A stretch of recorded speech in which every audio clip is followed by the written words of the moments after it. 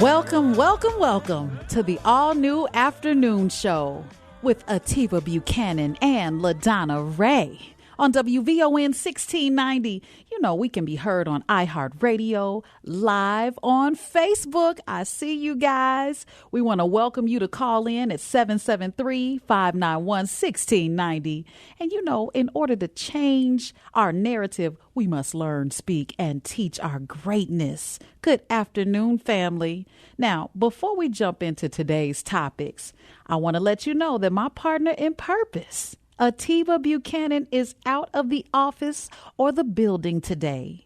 But don't worry, I'm holding it down for both of us. And yes, we are live on Facebook via WVON 1690. So go ahead and share the show, like the show, comment on the show. We welcome that.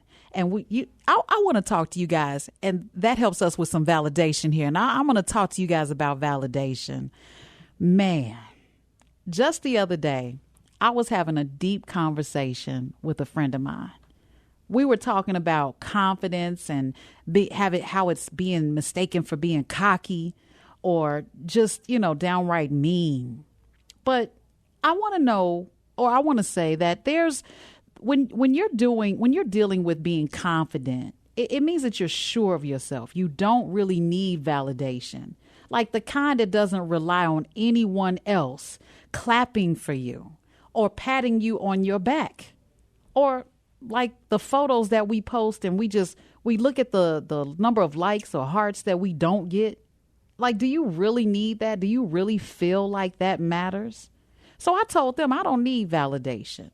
I continue to be confident in who I am as I stand on that and I stand out. But let me tell you what happened to me.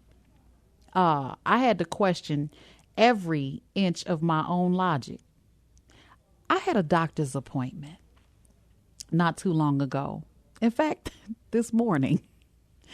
And one of those routine checkups is never enough. You go yearly, you get your annual checkup, make sure you're good. And I get to the woman at the counter and I give her my name, my insurance, my driver's license, everything possible. I'm polite. She's polite.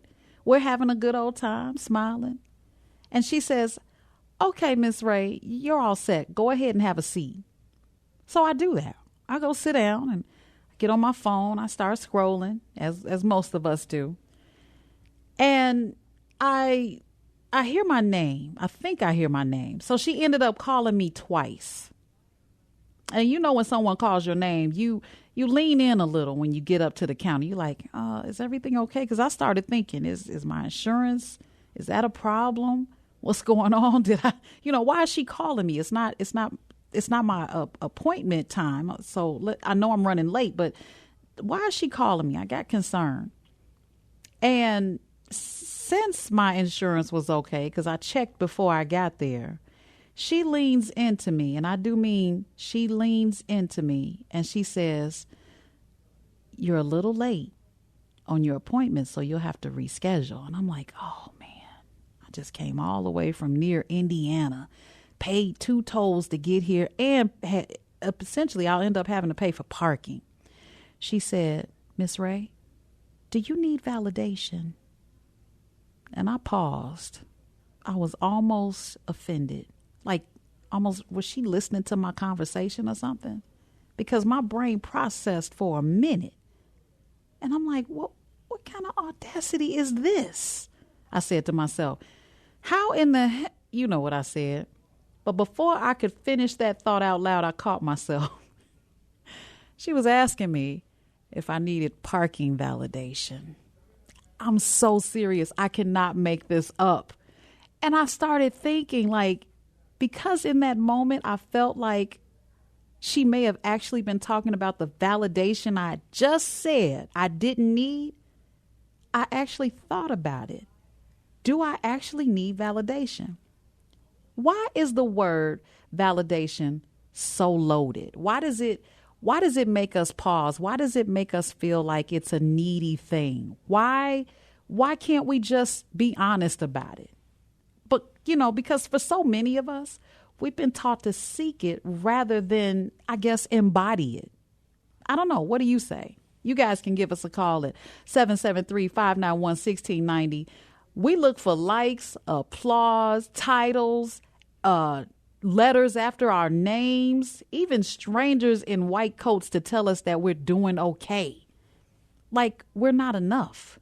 But the truth is, validation should be looked at as an inside job. I don't know. That's the realization I came to today. So you could drive around in life thinking that you got it going on, but the moment somebody points out that maybe you need to be validated or made whole because of this, I don't know.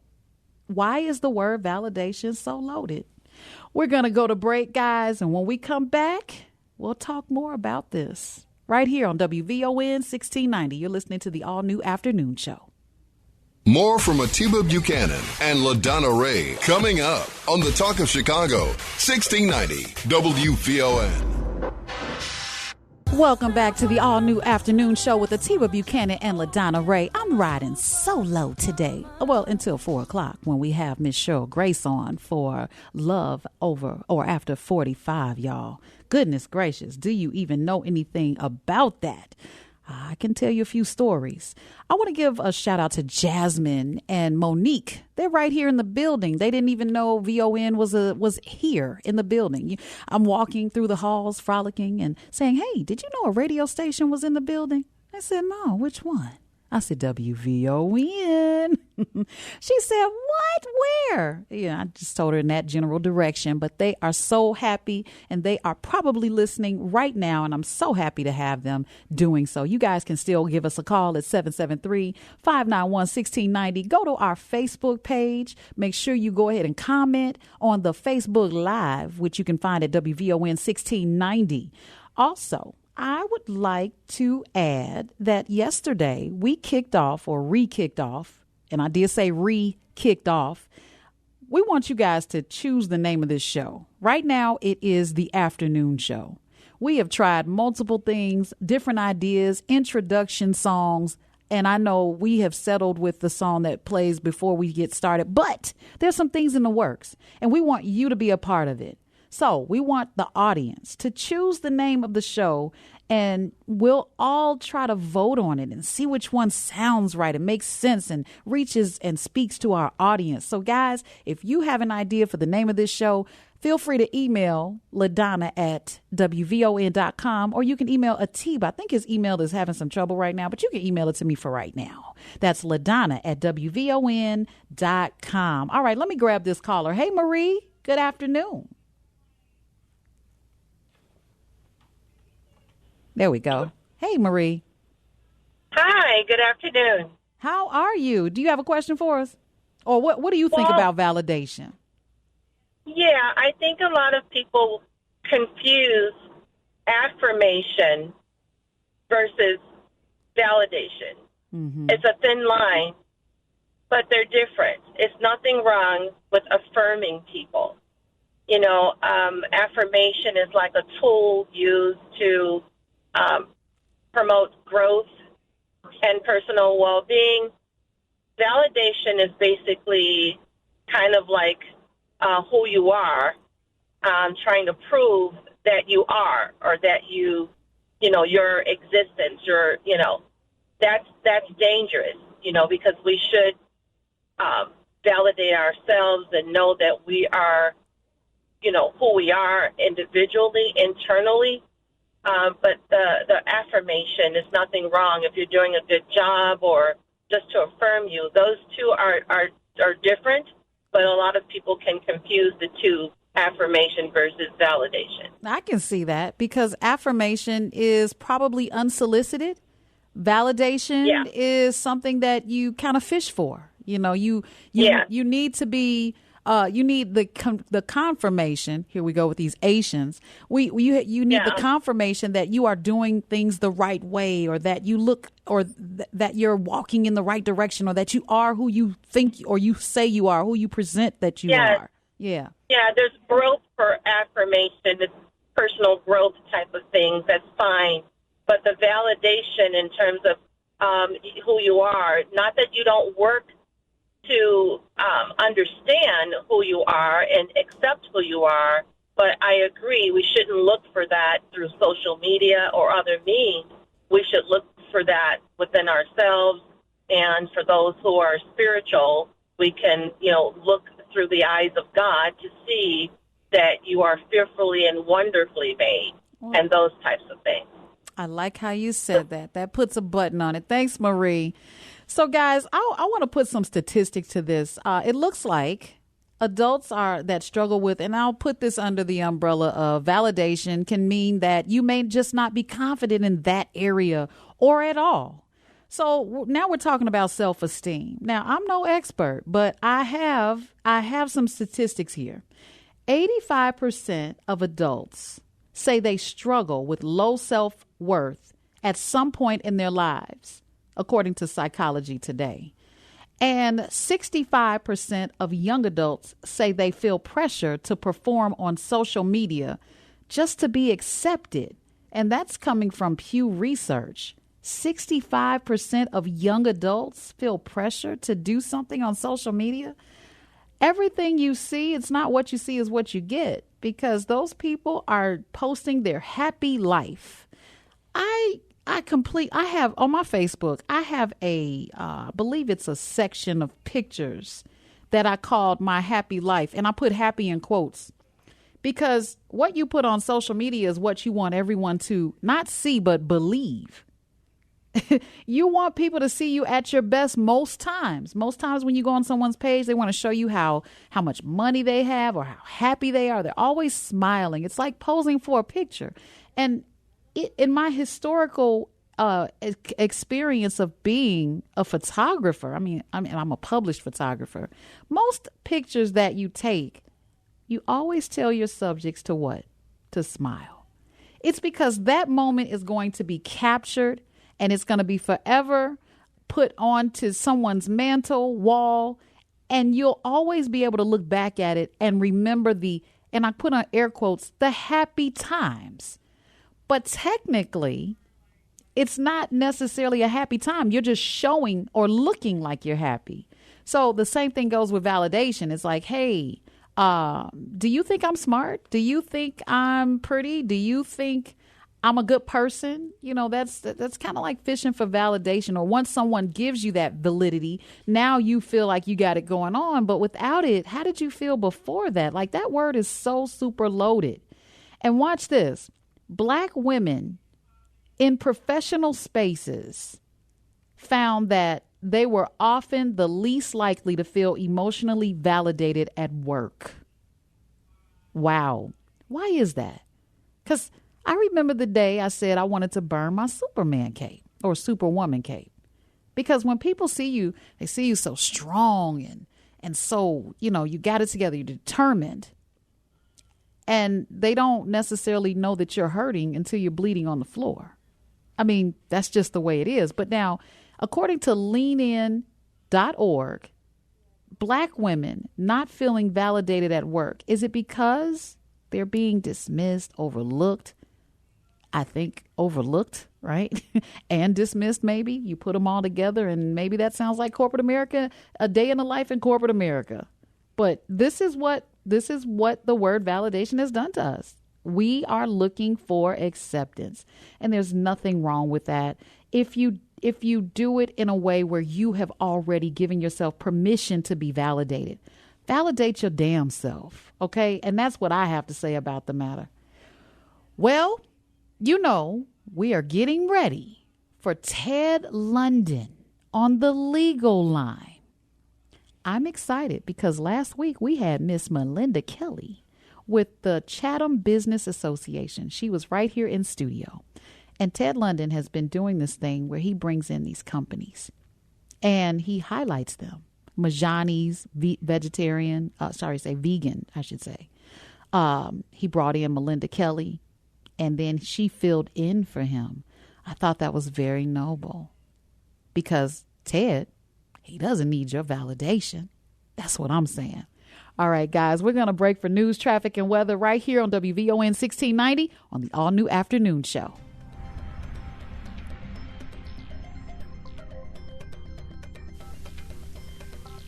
Hope you're having a thriving Thursday afternoon, Chicago. I'm Logan Page, and here's what's happening in your local and national news. Developer JDL with Kanye Anderson is buying 31 acres of the Lincoln Yards site for $80 million, replacing Sterling Bay's stalled $6 billion plan.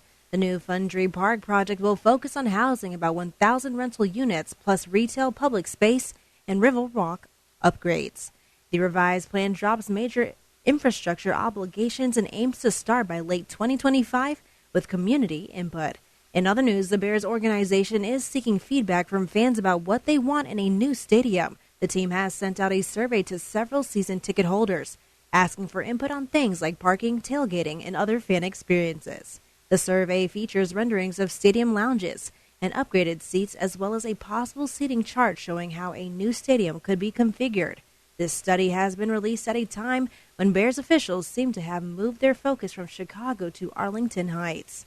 They say they will cover the cost at the suburban site, but they want public funding out for the surrounding district. In other news, all 30 NBA teams are descending upon Las Vegas for Summer League action, which begins today. Each team will play at least 5 games with the results of the first 4 determining which 4 teams will move on to the playoffs and play for the Summer League championship.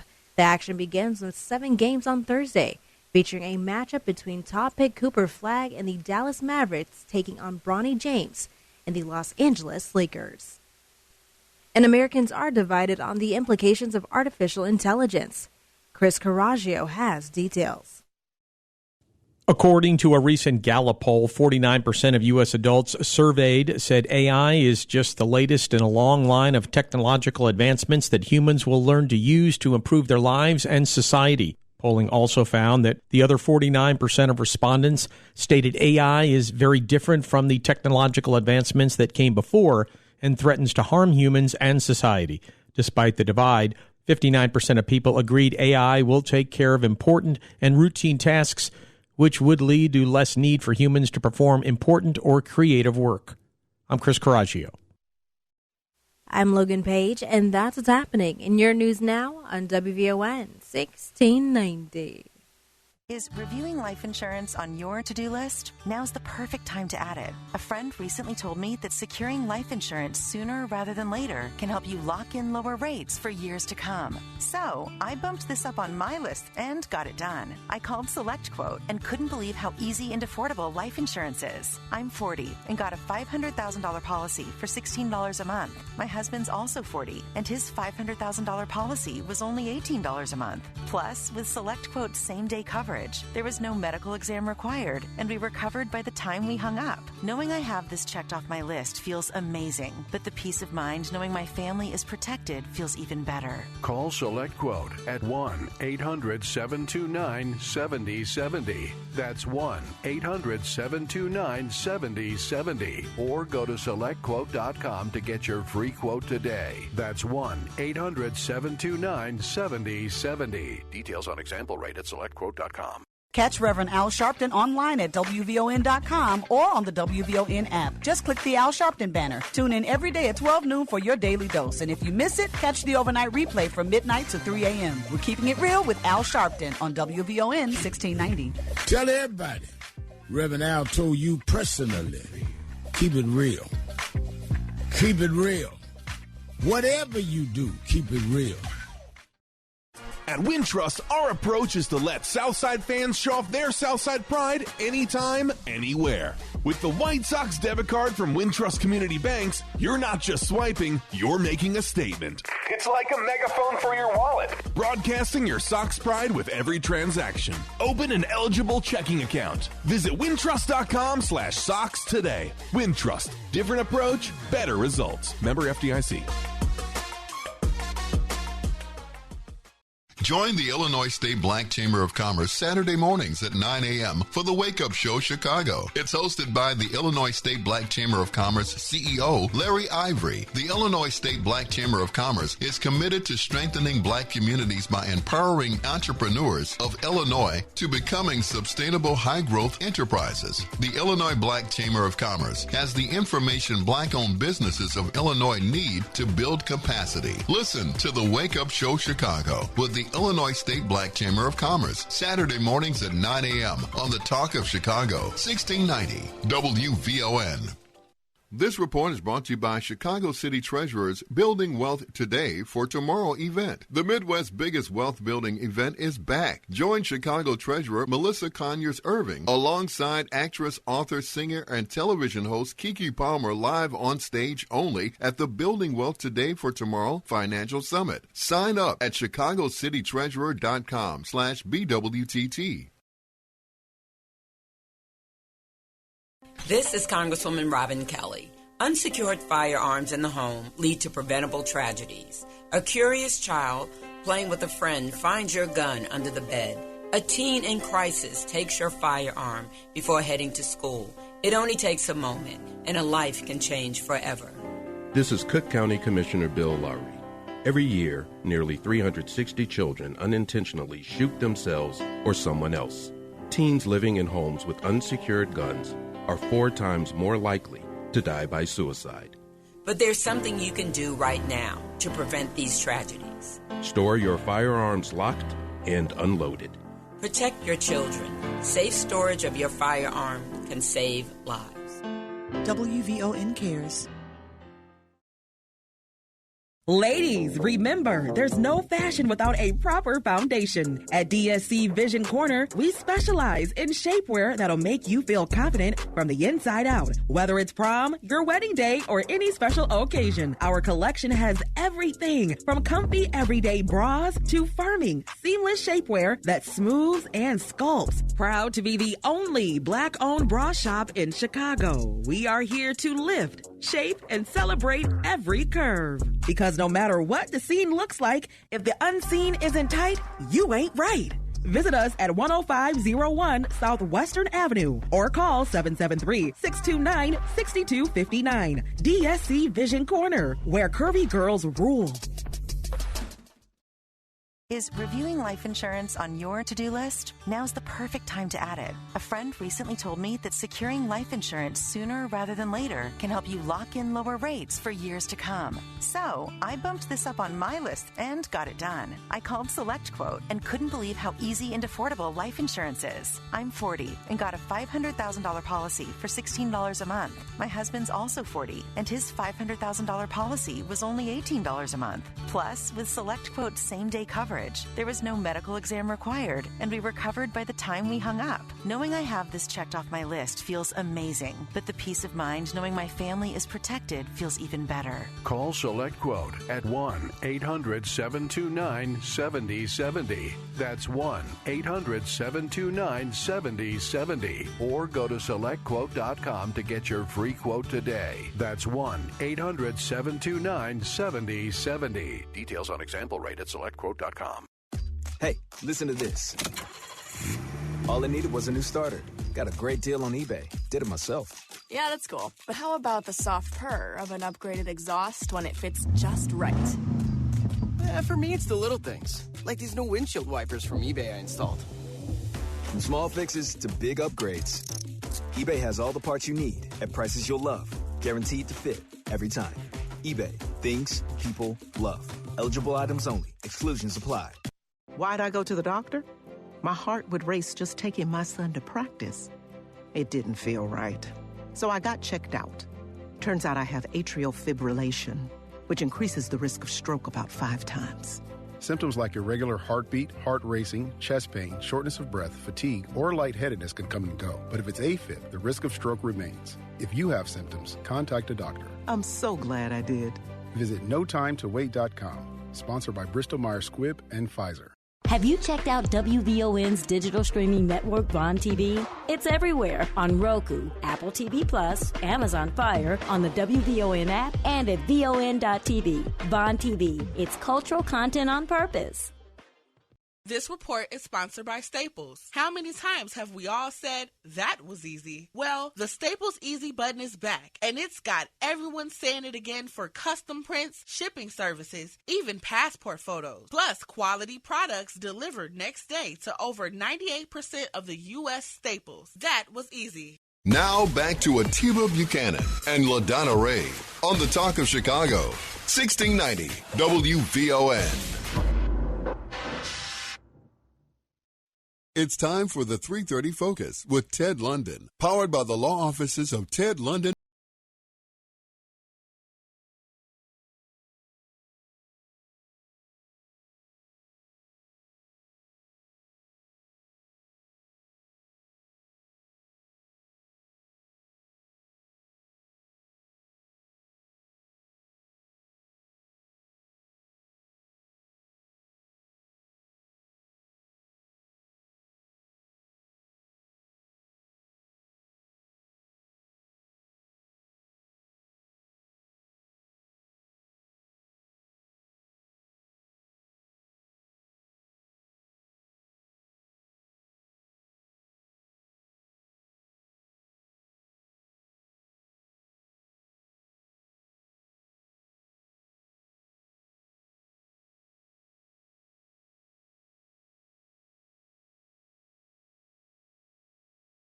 Rights and legal resources.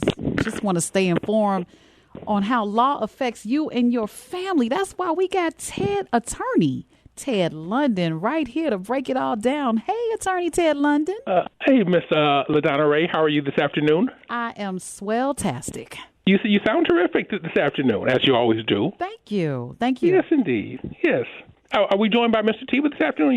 You rolling solo today? I am rolling solo. And you know something, Ted? This is my first official solo without Atiba. Oh, wow. Yes, because I had a guest host the last time I rolled without Atiba. This is the first time I've rolled without Atiba. Now, which do you prefer?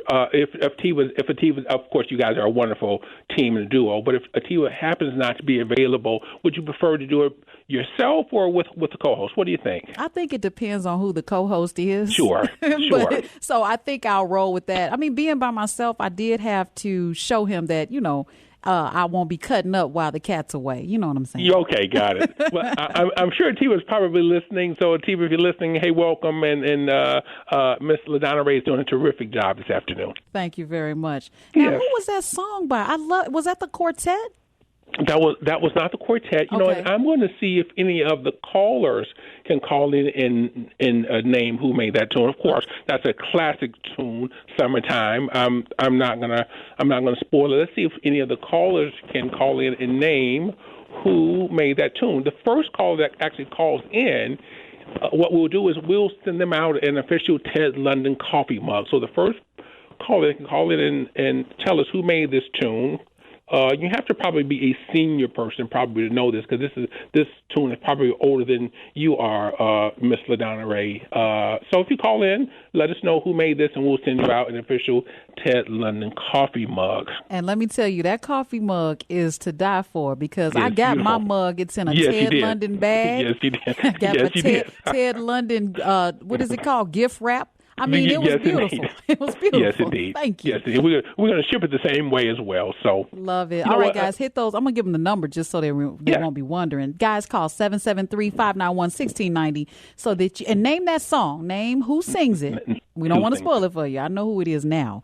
But give us a call and let us know. And you can get your coffee mug from Ted London coffee mug. You surely can. And so let me do this as well. I have to say hello to my beautiful wife, Kelly, who happens to be in Houston this afternoon with our daughter, Asia, and grandson, Mr. Denham. So actually, Denham is coming back to Chicago. He'll be with us for the week. So perhaps I'll have Denham on with me next Thursday, and he can say hello to the listeners. How old is he? Mr. Denham is 6 years old now. Oh. Yes, 6 years old. So he's a good little guy. All right. Well, you got the phone lines lit up. They must know who this song is by. Well, of course, everyone knows who this is. But let's see who the first caller is with the right answer. All right. Denise. Yeah. Hey, Denise. Do you know who sings this song? Billy Stewart. Billy Stewart, the one and only Billy Stewart. I love that. Denise, do you have any idea what year this song was made in? Maybe 60. 1960 years. I don't know. Now, were you? Did you remember this song when it came out, Miss Denise? Or yeah, you do. Yeah, and I thought, and they did a little documentary on him. They called him the Fat Boy on PBS. The Fat Boy. Yeah. Now, was this a smash hit when it came out in the 1960 or so? I'm not sure. You recall that? Okay, got it. Do you like the song? Love it. Yeah, so do I. So I hope the other listeners enjoyed it as well. Well, it looks like I've got some information. Looks like it came out in 1966, and it was number 10 on the U.S. Billboard Hot 100, and number 7 on the U.S. Billboard R&B charts, and number 13 on the Canada original video on the Canada charts. There we go. So, Miss Denise, will you do me a favor? Will you take my office number? And then why don't you call my office, and my assistant will take your information and she'll send you out a mug right away. Or if you're in the area, you can always come by and pick it up yourself. Yeah, I can pick it up. Okay, please pick it up. We'll have it ready for you. We'll give you 2, Denise. Okay. Okay. Thanks for calling in. Congratulations, Denise. Thank you. All right, keep listening. Go ahead, Ted. So that's just one of my favorite songs. But anyway, let's do a little bit of work since we have a couple more minutes. You know what? I have a question of the day for the listeners, and the question is: why would someone work so hard to accomplish so much and accumulate real estate and money, and then not have a plan as to who it's going to go to when the person goes to heaven? Why is that? Why would people work a lifetime to buy real estate, pay it off, accumulate multiple properties, accumulate quite a bit of money? You know, black folks have quite a bit of money, and they pass away sometimes well into their 80s and 90s, and they don't have any estate planning. And then their families are fighting over things, lawyers are getting involved, billing the hell out of the estates, and all of this could be avoided. So let's just go to Tales from the Law Office, and let's talk about some of the kind of cases that we've had in the office recently about people who have done really well for themselves, passed away, and didn't have any estate planning. It just confounds me every time I get a family in, and we go over the fact that these estates have to be probated, and we go through what the person has accumulated, real estate and money, and they don't have an estate plan. It is just mind-boggling. So let's start with this first case, a case I'm working on right now. Retired school teacher, never was married, no children, passed away at about 89 years old, $3 million in her accounts. $3 million. She didn't own any real estate at all. Lived in a condo that she had rented for years and years and accumulated over $3 million. No estate planning at all. Now it has to go through the probate process. Because she didn't have a children or a spouse, her parents have passed away. Now it's going to all of her brothers and sisters. It was 13 of them. They are fighting like cats and dogs. Their children are getting involved because they think they're going to get some of the money as well. And it's a real mess. It's going to cost this estate literally hundreds of thousands of dollars to be probated, and this all could have been avoided with some simple estate planning. And it's unbelievable. And we see this time and time and time again, folks who have accumulated a lot of wealth. One of the things we do know is you can't take it with you. One of the things that we find out about some of our older clients is as they age, they don't spend as much money, and many of these folks are getting lifelong pensions, as she was, and the money's just accumulating. Folks in that era made investments as well, and so voila, $3 million or so, no estate planning at all, has to be probated. It's going to cost the estate a lot of money. All could have been avoided. And not to mention that folks are fighting, so now there are multiple lawyers involved, and it just really all could have been avoided. That's just one case that we're working on of a retired school teacher who did really well for herself, no estate planning. Here's another scenario that we're dealing with. These are real-life issues that we're dealing with in our office right now. 65-year-old man goes to work one day, passed away at work of a heart attack. Has been in a relationship with a girlfriend for close to 30 years, never married. They had owned a home for 20 of the 30 years that they were together. Why they didn't get married, I don't know. A gentleman did not do any estate planning. He has a significant amount of money in the bank. He owns the home. The home was only in his name. No mortgage on the home. Home worth $350,000 or so. Well, the longtime girlfriend thinks that she's entitled to the home. Well, as it turns out, she is not. His one daughter, who happens to be our client, is the one that's entitled to to the real estate and all of the money because he didn't have any beneficiaries on any of his accounts. Well, the daughter is my client, and she shares with me she did not have a good relationship with her father for whatever reason. I'm not going to go into, but she didn't.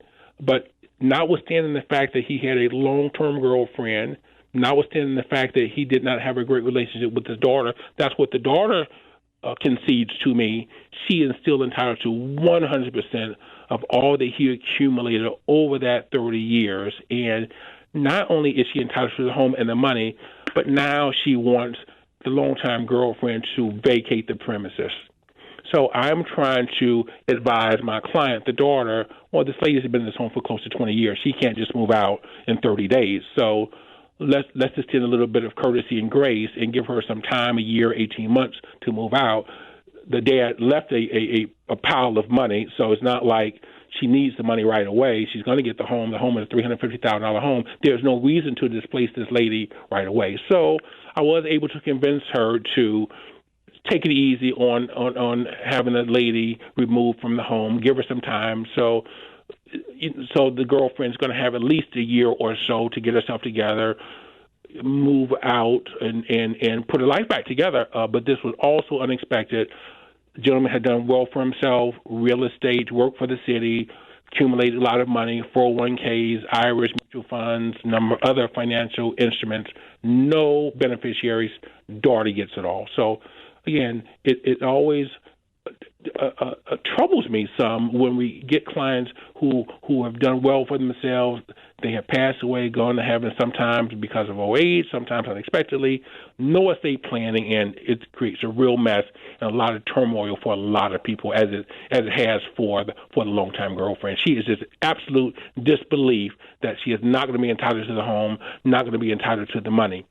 I guess the point here is if you are in a long-term relationship, whether you're a lady or a man, if you live together and the house is not in your name and you're expecting the home if something happens to your significant other, please make sure that there's some estate planning done. Put the property in a trust. Make sure there are beneficiaries on all of the accounts, because if you are in a long-term relationship, 20 years, 30 years, this is not unusual. We see this regularly. Person passes away, no estate planning, and that person doesn't get any interest in the home, zero interest in the financial accounts, and they are heartbroken and devastated. So please, if you're in a long-term relationship, make sure that there is some appropriate estate planning. It's like they go through the heartbreak twice, the loss of you and the loss of the estate.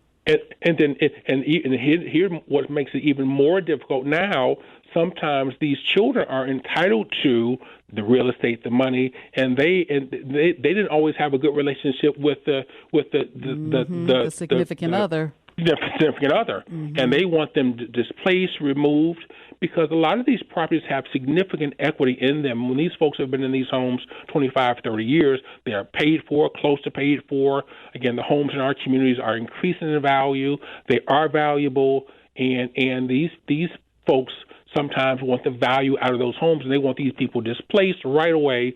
And sometimes that is just very difficult to do, because if you've been living in a home for 20 years or more, you can't just move out in 90 days. It's almost impossible. You have to be able to get your life together, get your thoughts together, reconcile all the things that's in the home, move them, find a new place. It's very, very difficult. But we see it time and time and time again where the children who are getting these homes, they want that person removed, and they want them out of there as soon as possible, because they want to sell the homes, move in them, rent them, or whatever it is. But most of the time, they don't have a lot of patience and grace for the significant other. In this case, I was able to convince the daughter, let's give this lady some time to move out, and the daughter did agree. Yeah, I that's unfortunate. And all I'm thinking about is if the child or the children are a young age, over the age of 21, obviously, but still young-minded. Well, most of the people who the children are older than 21, so they're adults when they get in this property. But let me tell you about another scenario that we're working on right now. 59-year-old lady passes away. She had done very well for herself as well, owned a number of daycares, a number of properties. Our daycare owners do really, really well. Our clients who own daycares, those are legitimate business owners. Those ladies are typically ladies because often they own multiple daycare centers. They buy and sell them from one another, between one another. So oftentimes they have 2 or 3, 4, up to 5 daycare centers. We see this over and over and over again, and this lady was one of those. She was a bona fide business lady. She owned multiple daycare centers, owned the properties, and owned other properties as well. Not married, had one daughter, no estate planning. This lady had a long illness, and even with having a long illness before she passed away at a relatively young age, still didn't have any estate planning. Well, who gets all the property? Who gets all the money? The one daughter does. Well, the daughter has, I'm going to try to put this in a delicate way, has a substance abuse issue. And she's going to be entitled to $2.5 million worth of value in real estate and financial accounts. Now, here's a problem that I've seen over and over again when some substance abuse users inherit quite a bit of money. We've seen this probably 3 or 4 times. Where substance abuse users receive a large quantity of money, often in a lump sum, as this lady's going to get a lump sum. We've seen multiple times, really within 30 to 90 days, probably on at least 4 cases I can think of, the person has overdosed within a matter of a month to 3 or 4 months, and they have passed away and died because they've got this large sum of money. They have access to a lot of drugs, and they get a lot of drugs and they die. So we've seen this over and over again. So even though folks love their children, notwithstanding that they have substance abuse issues, you probably should not be leaving someone with a substance abuse issue significant amounts of money. It can be deadly. And we've seen that before.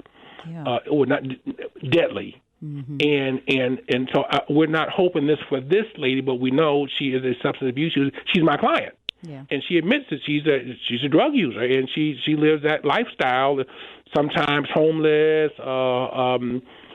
sometimes not well kept when she comes in, but she's entitled to all of the money. There was a way to leave her daughter the benefit of the money without her having control of it all, had there been some estate planning. But because there's no estate planning, she's going to be entitled to the real estate, the money, in a lump sum, and that's just what the law says. Had there been some estate planning, she could have been protected from herself, even with the benefit of the money that mom had accumulated for her, without her having access to it all at one time. Well, Attorney Ted, we have a caller on the line. You want to grab him real quick before we wrap Please up? Let. All right. Please Hi, Jay. Jay, can you hear me? We lost Jay. All right, we're going to go to Tommy. Hey, Tommy. Hey, you have a question for Attorney London? Yeah, I really do. Attorney, one, I think the whole setup with the mug was rigged. We will be sending investigators over there to your office. Don't worry about none of the mugs. We're gonna just pick all of them up. And if that does not work, all I have to say to you, young lady, is simply this: we're holding Akiva, ladies and gentlemen. If she does not deliver the mug at said location, we're gonna hold him until we get it. Last thing is, for all of my ladies, why do you need to go to work and feel good about yourself instead of asking, where the hell is my check? Now run and go and tell that. Goodbye. All right, Ted, before we wrap up, why don't you go ahead and tell everybody where they can find you, call you, all of those sorts. Well, you know what? Again, I'm Ted London. Many of you are already our clients. We're so grateful for you. You refer so many of your friends and family to our office. Cannot tell you thank you enough. But you can always call us, number 773-721-3333, if you have any questions.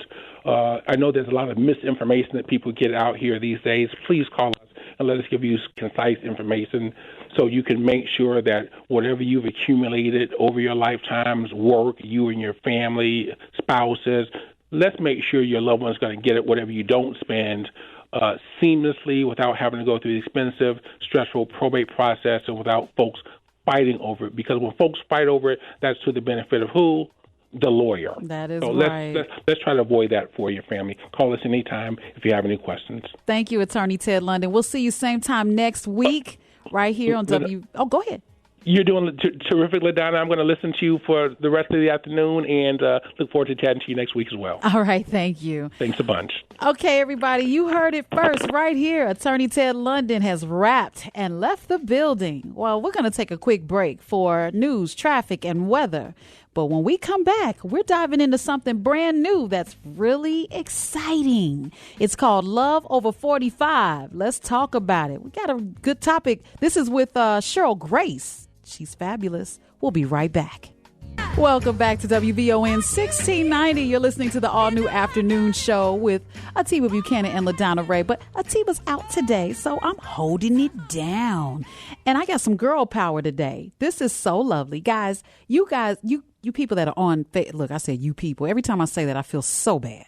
But those of you that are on Facebook Live, thank you so much for your comments. They're coming in. But make sure you share the show. I truly appreciate it. Make sure you got everybody in on this conversation right here. Watch this. Are you 45 and older? I'm incredibly excited to launch something new and needed. A weekly grown folks segment called Love Over 45. Let's talk about it. Heart's Encore. And here to talk about it on a weekly basis, let me tell you something. We're here to explore love, partnership, dating, and identity after 45. When things get more, seasoned. I like to use that term. More real, more interesting, to say the least. Man, you all hit those phone lines. Be ready, because it's Relationship Thursday still. 773-591-1690. Please join me in welcoming Miss Cheryl Grace. Hi, Cheryl Grace. Hey there. Happy new show. I'm so excited for you. Look at you. Thank you. I'm excited for you. This is new having you here on a weekly basis with us. I'm thrilled about it. As a relationship coach and a coach who helps people get through at work, in love, and at home so that they have work-life balance, I am absolutely thrilled that you have decided that you're going to tackle this show and help people rediscover love after 45. Yeah, we're going to do all that. But now, Cheryl, before we jump into I couldn't even say it right. I got excited. Before we jump into today's topic, we want our audience to know you. Just so that those of you that don't know who Cheryl Grace is on this show, we want them to hear who you are.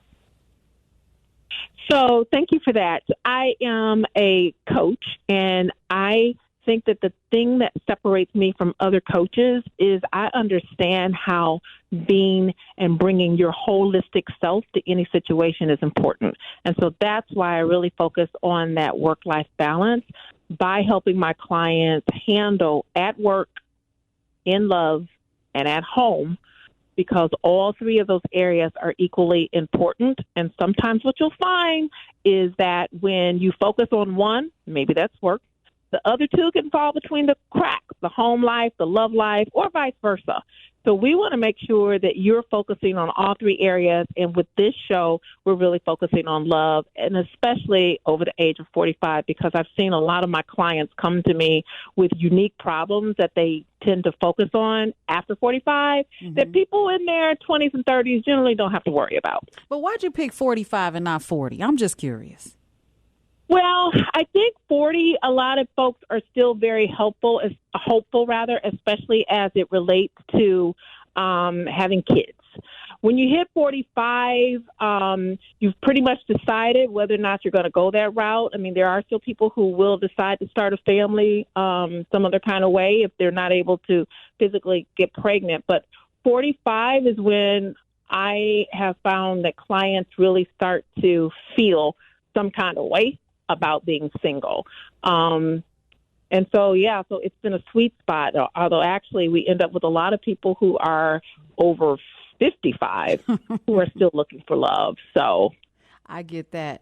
Well, here's the thing. We have a topic today that's going to make people, I guess, get closer to their speakers, if you will.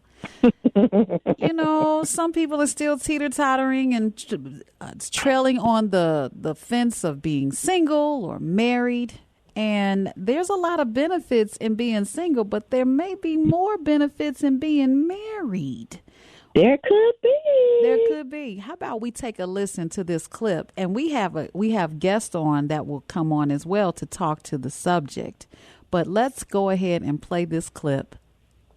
Majority of really wealthy people have long-term relationships and are in a monogamous relationship. They're married because the team is a fantastic way to build wealth. But if the stats are true and whatever percent of people are getting divorces, doesn't that mean that if I'm building wealth, there's a 50-odd% chance that I'm going to lose half of it if I'm married or more? Well, first off, if you have wealth going in, get a prenup. But what I would say is, and first off, that number is a bit misleading because marriage is becoming a luxury item. It used to be 95% of wealthy people got married and 85% of middle class and poor people got married. It's dropped to less than half among poor people. The bottom line is no one wants to mate with poor men. And wealthy people attract a lot of mates. And generally speaking, really wealthy people, I mean, there's all this, it's fun to do TikToks about Jeff Bezos on a yacht with his new girlfriend and everything. But the majority of wealthy people are actually stay married. And the team is really powerful. We're both working together. We're both making a lot of money. That is really powerful in sharing one set of expenses.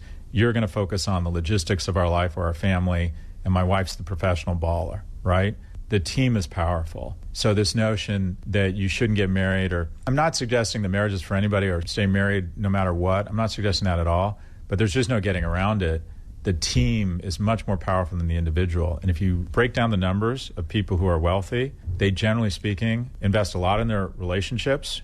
Wealth is a whole person project. There's a myth that rich people are bad people. The Elizabeth Warren, Bernie Sanders, the billionaires crawled over other people to get there. It's just not true. What you generally find among wealthy people, especially people who've made their own money, one of the reasons they're wealthy is they've collected allies along the way. Yeah. Well, what you just heard was just a baseline for the benefits of getting married. And if you're concerned about losing half of your wealth, then get a prenup, but collectively the team wins.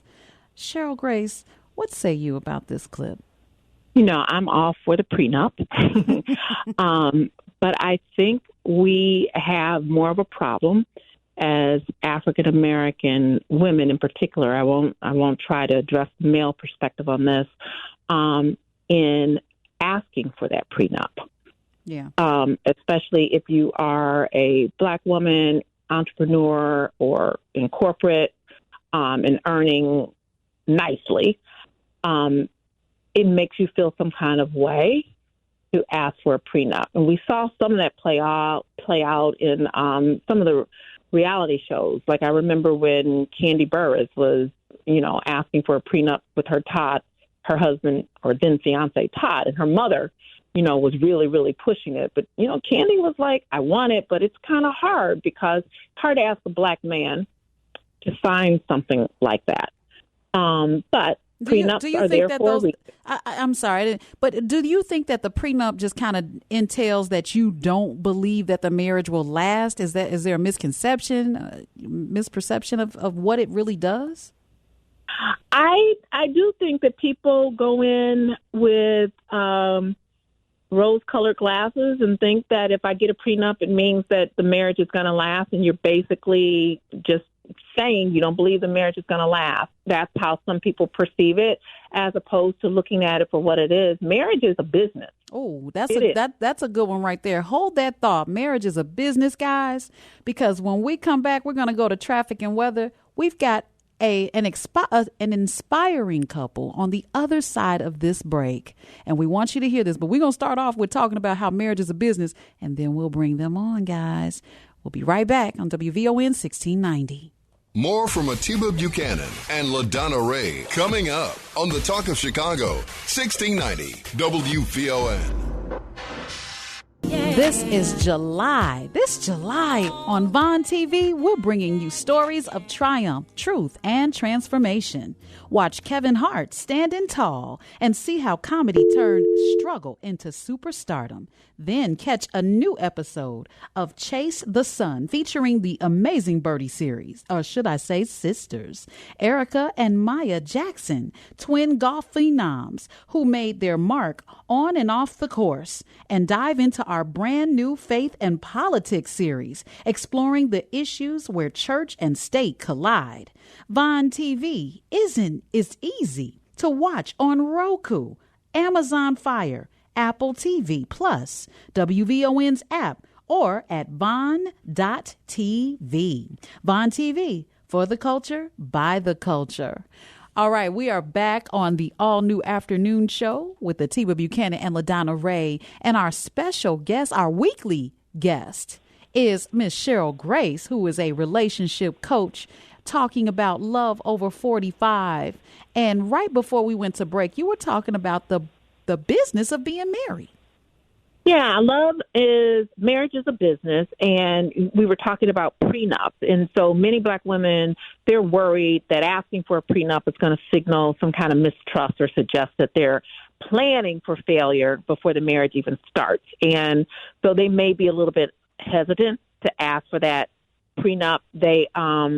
If the woman earns more, she may feel guilty protecting her wealth, especially if that man earns less. And so she may also fear that she's going to be emasculating him or reinforcing historical gender power struggles in the relationship. And so, and then she's just afraid that she could be perceived as being controlling or materialistic. So the thing to keep in mind when you're thinking about prenups and thinking about marriage being a business is basically it's a legal contract with financial consequences. So marriage means you're going to be merging your credit, your debt, your taxes, your properties. And just like you would do any business deal, if you were to go into business with a partner and they have poor habits, that can cost you everything. It can cost you the business. It can cost you the marriage. And divorce is incredibly expensive. But that is an exit clause, right? So if you're talking about a business, you always want to have an exit clause in mind. Same with marriage. And so that's why I say it is a business, because it requires budgeting and planning and investing. And most people don't think of it that way. And when we're a little naive and we don't think of it as a business, then we find ourselves sometimes out on the street if it doesn't work out, and suddenly you've lost more than you have gained. And speaking of on the business, absolutely, it's a business. And speaking of on the street, Attorney Ted London was just on right before you came on, and he was talking about, being out on the street. I mean, we have to be real, family. Marriage isn't just about love and ceremony. And this is what he was describing, how if you have two domestic partners that have accumulated said wealth and one passes away, unfortunately, that other person has to kind of get out. They're not entitled if the deceased has living children. So all of the work and sweat and tears that you've put in together and you weren't married, it just kind of goes to the wayside. It goes to the next living of kin, and that's the children. So I guess if you were married, then that would probably work in your favor. Yeah, if you're married, it does. But if you're not, you're right. And I don't know a lot about common law marriages, but I've seen people who were just comfortable dating long term with their partner. But when one of the partners got sick, then suddenly they knew it was like really crucial for them to actually get married, because there had been so much investment, but it was still not clear if something should happen to that person. You're not married, so you don't have the legal covering that you would with a marriage license. Well, there's a reason we get marriage licenses. We get business licenses, right? Right. Because we get those legal documents. That's right. Well, I tell you what, guys, you can still hit those phone lines, 773-591-1690, and drop those comments in the chat on Facebook Live. And I want to make sure that we bring in our guest. We are honored to be joined by an inspiring couple who embody love and legacy. Alex and Pashun McNulty, entrepreneurs from the west side of Chicago. Y'all hear that? West side. Proud. I know, right? Proud products of the Chicago public school system. No excuses here. And a couple who has been together for, get this, 37 years and married for 29. Hey, Alex. Hey, guys. Pashun, am I saying that right? Hello. Good afternoon. Evening, I would say. It's actually it's kind of both. You know, is it Pashun though? It's Passion. You know what? I went to my doctor earlier today, and she has an Indian name. So forgive me. I got to switch here. It's Passion. Thank you. Yeah. Well, I love that Passion is discussing marriage today. How cool is that? That is. Yeah. Yeah. Thank you. Alex here with us as well. Hey, family. Good afternoon. Hi, Alex. Hey. Welcome to the Hello. show, guys. Yeah, thank you. Thanks for having us. All right, so obviously you guys have been the structure or the template of what Cheryl is talking about. Cheryl, I know you got some questions for him because I know our audience is listening like, wait a minute, 37 years and then married for 29, that's a long time. Yeah, so you all dated for a long time. My first question is, what was the determining factor to go from dating to being married? That's a great question. Alex and I met when we were I was 13, he was 15. Okay. So when we talk about when we, the thought process of getting married, we did all this together. We grew together into who we are today. So I was listening earlier to what you all was saying. It just made sense. First of all, we're Christians. And one way we knew was the right thing to do was to get married. That was the right thing to do. We knew we loved each other, but we also wanted to honor God with our life. And we knew where we wanted to go in our life. We needed him. So we needed that bond with the Lord, and we knew we were doing the right thing. So marriage, it was just the right thing to do. Oh, good. Okay. And so you got married. Were you all equally yoked in terms of financial responsibilities, obligations, income at that time? Oh, you know what? That's a really good question, but we're going to hold that till after the break. Wait a minute. I know everybody's waiting for the equally yoked thing because, a lot of people, they try to think they can bring somebody up or they end up bringing somebody down. So we're going to go to news, traffic, and weather, and we'll be right back with the afternoon show right here on WVON 1690. Summer in Chicagoland means days filled with friends, fun, and traffic. Skip the stress of gridlock and hop on board Metra to get where you're going quickly, comfortably, and safely. Metra's 95% on-time rate means you'll never be late for the moments that matter. And their low fares mean you don't have to break the bank. Plus, with the new Regional Day Pass, you can enjoy unlimited rides on Metra, CTA, and Pace for only $2.50 with the purchase of a Metra Day Pass. Purchasing tickets is easy with the Ventra app. And you can bring the whole family because kids under 11 ride free all summer long. Now you can skip traffic, get where you're going fast, and save more. So this summer, stop sitting in never-ending gridlock and paying for expensive parking. Take Metra so you can drive less and do more. All right, welcome back to the all-new afternoon show with LaDonna Raeh. Atiba is out today, but guess what? We've got Cheryl Grace and our lovely guest, Alex and Passion, a married couple who's been married for over 39 years? That's a long time. Was it long? Yeah, that's a long time. My goodness. But we left off with being equally yoked, and you guys were going to tell us how you did it because that whole thing right there, the concept of it is you've got individuals out there feeling like, well, I can probably fix him to be my equal, or I can fix her to enjoy the things that I enjoy doing or have the drive that I need her to have. But what say you? What is your secret? Yeah, this is Alex. Our story is not a one size fit all. Me and Passion, as she stated, she was 13, I was 15, and you have to understand within that time frame, everything wasn't peachy cream. And so when you talk about equally yoked, Miss Cheryl, it's, we grew to it. We grew to being equally yoked. It didn't happen when we first started this union. I mean, you have to understand, 23 and 21. And so, but the one thing that we always had was LOVE. That was the first thing that we had. And so we journeyed into, we morphed into a whole lot of different sub things. I'll put it that way. And so equally yoked has always been there. Did we understand it at journeys in our time? Yeah, but did we fully get it? No.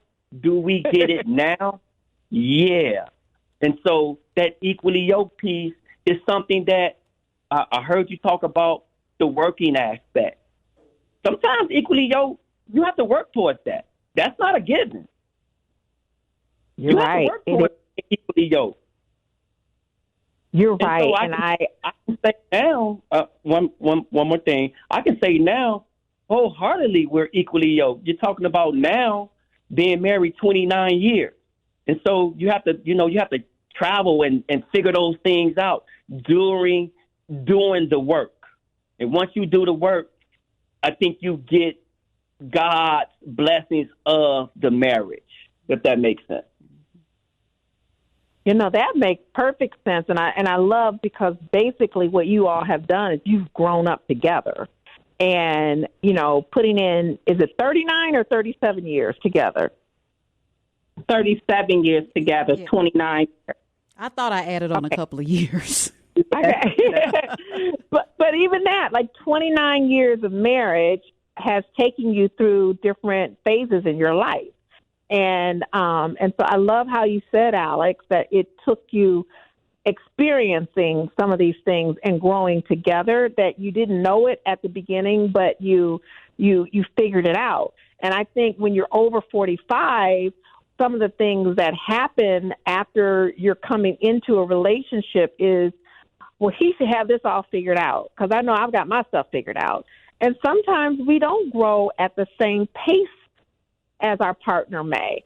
And that can cause some consternation when you're over 45, that I don't think that maybe you all had to face, because you were in it together right from the start. So that is a blessing. Yes, and I do think that looks different in terms of being equally yoked as you get older in life, and you're starting to date or even entertain marriage at later in life. What you look for is different, and the quality that you look for is different than at 13 and 15. He was cute to me. We played together. We run it through the water and still playing on monkey bars in the school playground. That was fun to us.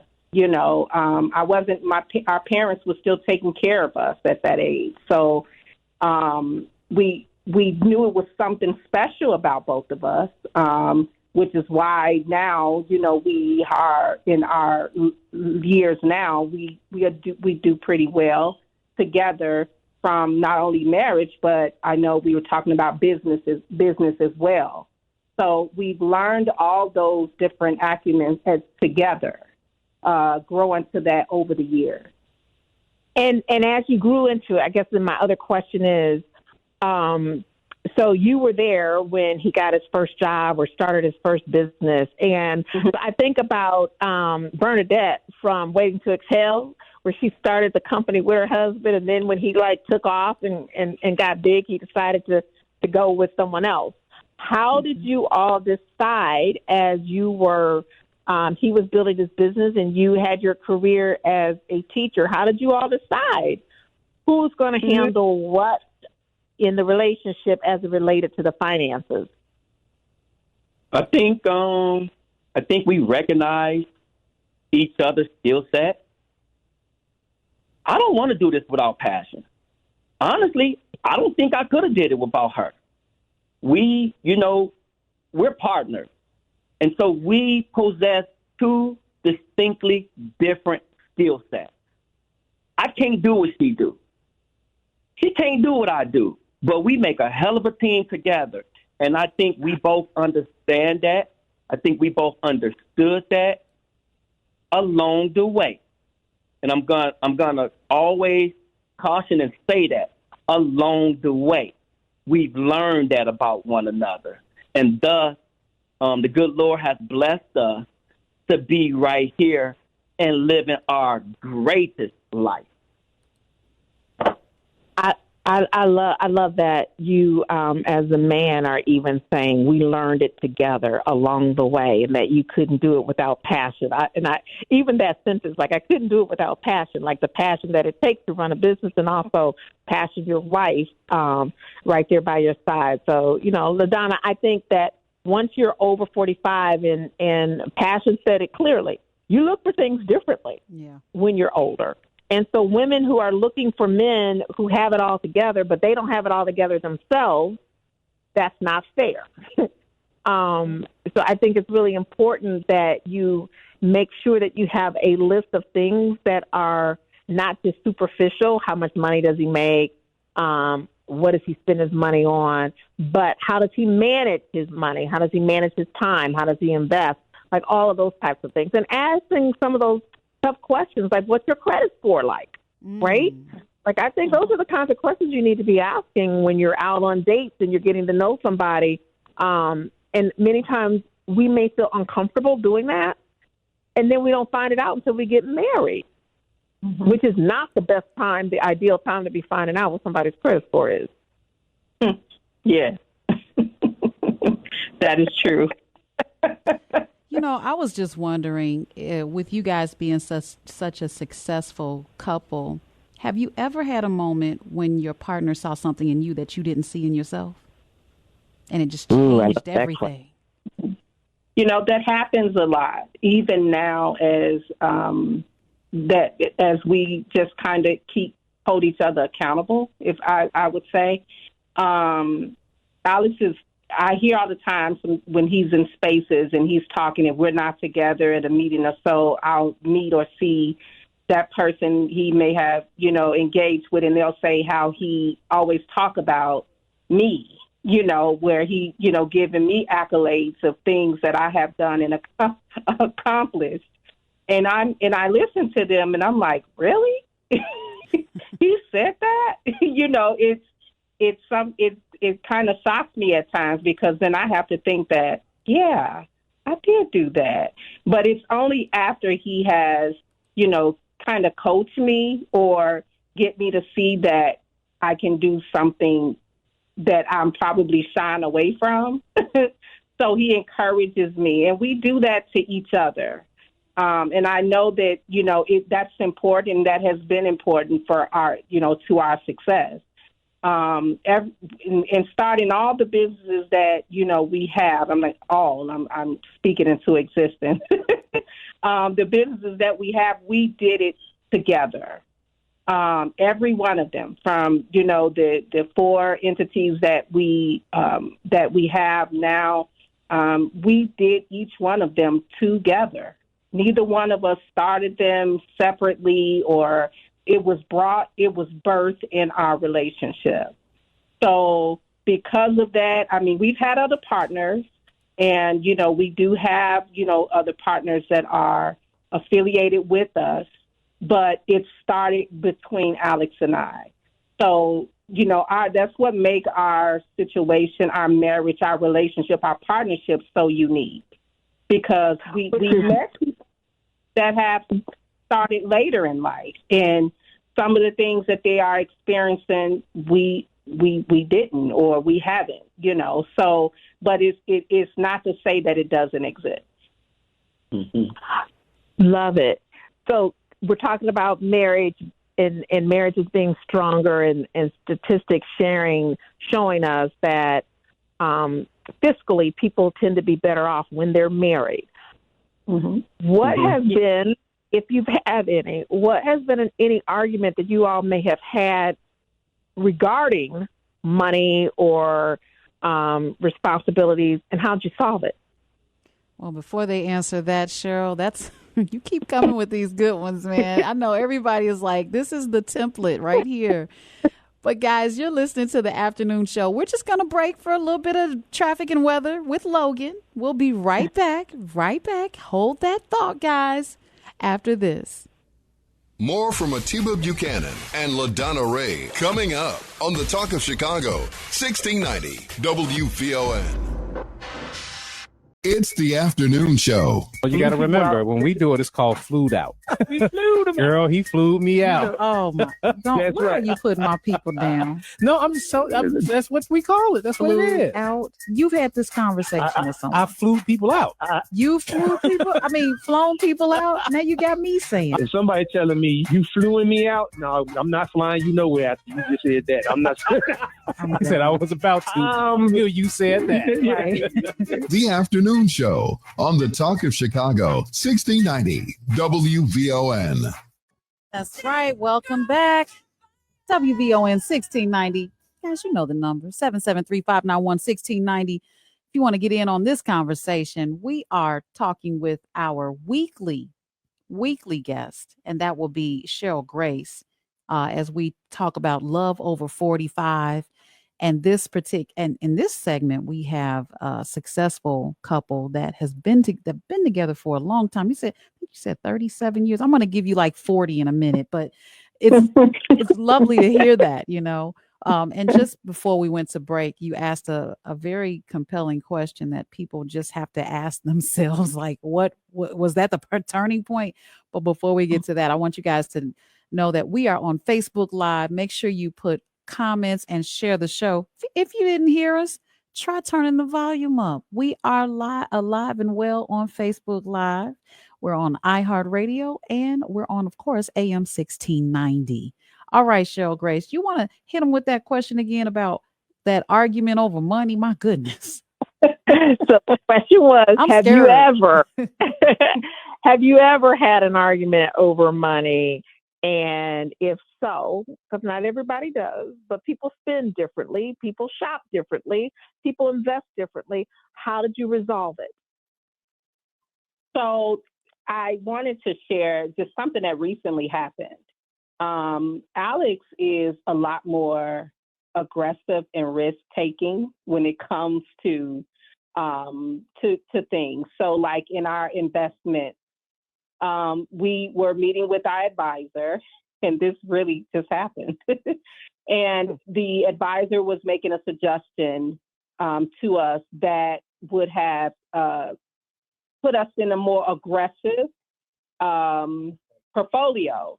And that made me nervous. It made me very nervous because I am like conservative. Like I stomach certain things. So they were giving us options, and I really didn't want to do it. I'm like, no, this world is crazy right now. I just want to keep everything safe. And Alex was like, no, we're going to do the aggressive. We're going to move to the other portfolio. And my heart just kind of like slowed down.